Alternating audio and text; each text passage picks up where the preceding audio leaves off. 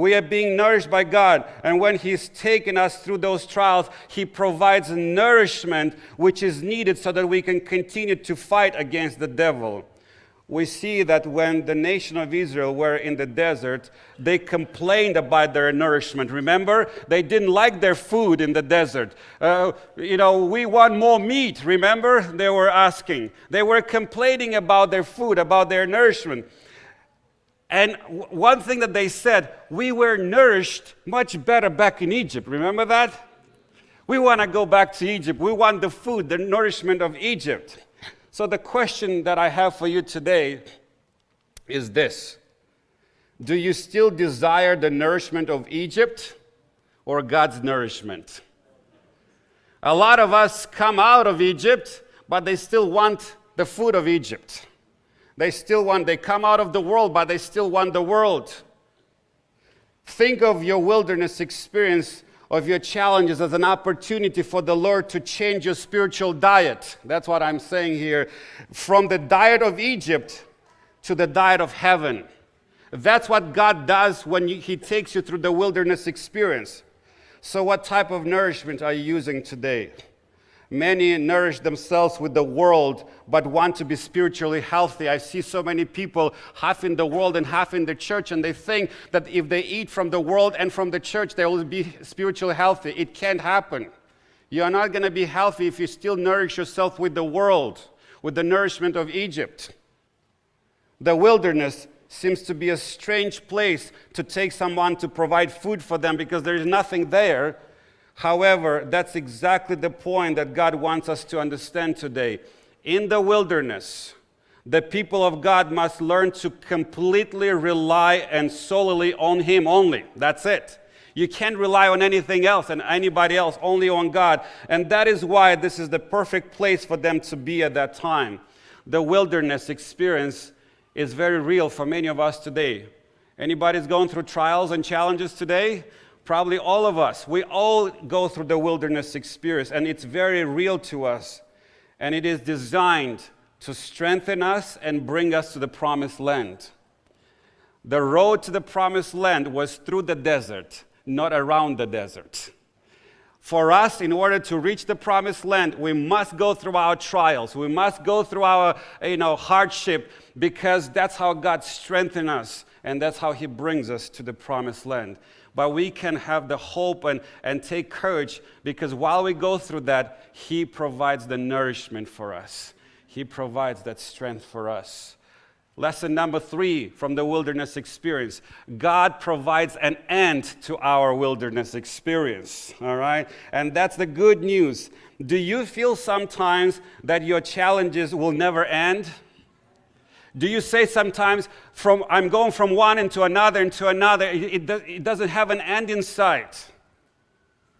Verse 14 provides the good news that our wilderness experience does not go on forever. God assigned a specific time for that experience, all right? If you're going through the wilderness experience right now, whatever that might be, I want you to remember that there is hope.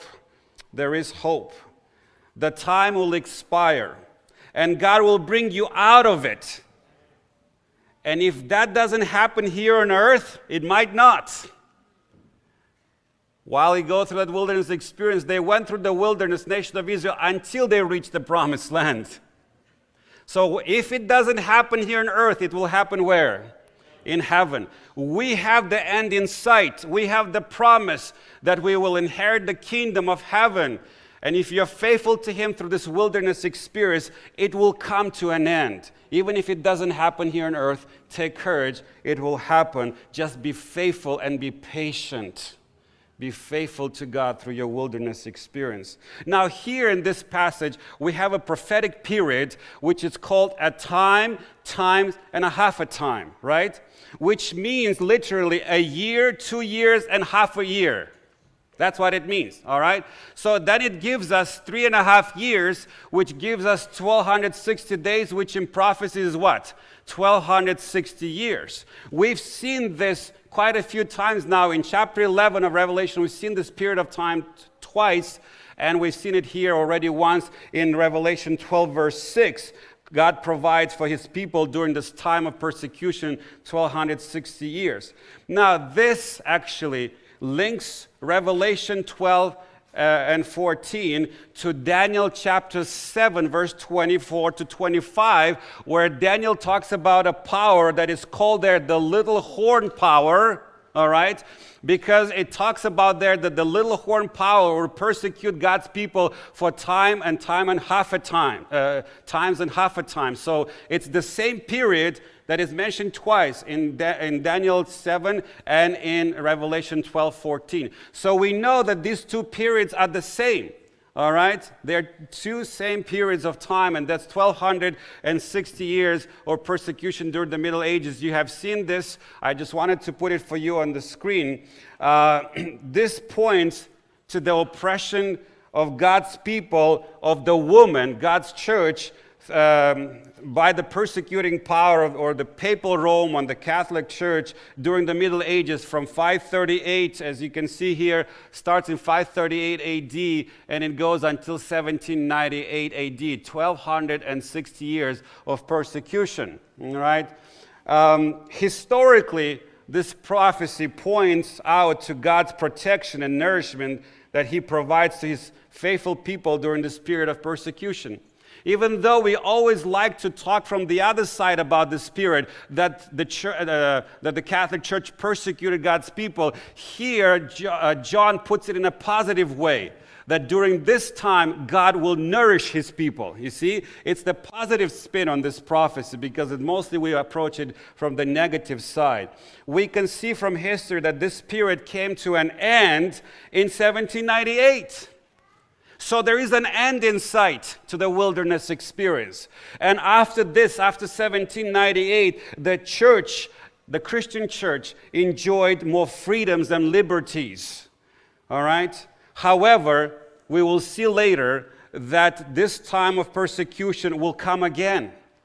It's just a little stop here, a little reprieve, a little rest, but the persecution will come again. Now, if you look in our spiritual experience, no matter what wilderness you're facing today, please remember God's promise in Isaiah 43, verse 19, where he says this, "Behold, I will do a new thing. Now it shall spring forth. Shall you not know it? I will even make a what? A road in where? In the wilderness, and rivers in the desert." God can turn your wilderness into something amazing. He can turn into a road and into a river if you want. But you have to trust him while you're going through that wilderness. We must all go through our own wilderness to get to the promised land, so trust him. There is an end in sight, and he promised that he'll do something amazing. Just stick with God. Don't give up. Don't give up. Continue your journey. And the last lesson here, number 4, God provides his divine help and protection. Now, when God brings us to himself, it does not mean that we will not experience challenges anymore. Because a lot of people think that when I come to Christ, I'll be free of challenges and free of bad times and, and so on and so forth. The wilderness is a place of refuge and escape. However, it is not free of challenges and trials. When you come to Christ, find refuge in him, it doesn't mean you'll never suffer again. A lot of people have this misunderstanding. We read in verse